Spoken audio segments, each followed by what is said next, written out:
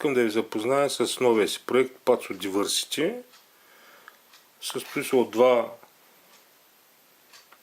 два приемника RX 5808 на 5,8 ГГц, модифицирани да работят на SPI. Ще опиша после как се случва тази модификация, да се промени шината за комуникация. Един и квадрат C OLED дисплей и 3 функционални бутона и 3 функционални светодиода. Естествено 2 антени.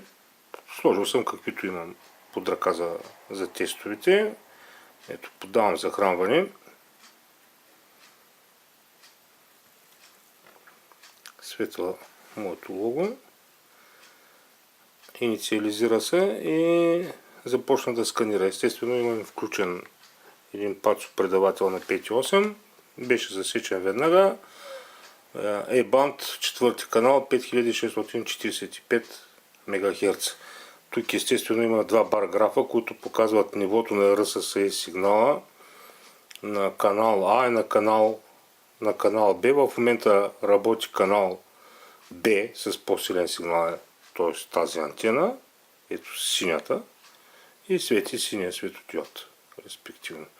Значи, ако заглушим по някакъв начин антената, най-вероятно ще инициализираме другата. Ето, инициализира се другия приемник, но веднага в момента той е с малко по-силен сигнал, но светва, че сигнала е лош. В момента имаме лош сигнал на тази антена, защото се намира почти перпендикулярно на предавателната антена и сигнала е слаб.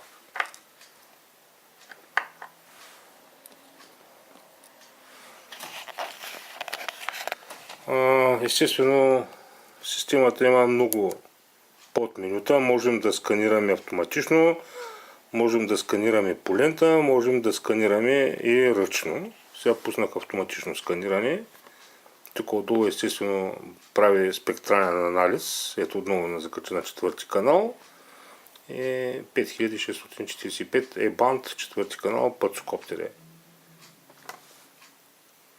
е системката.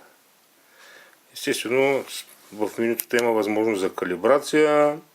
Можем да отидем директно на Diversity и да го управляваме примерно автоматично.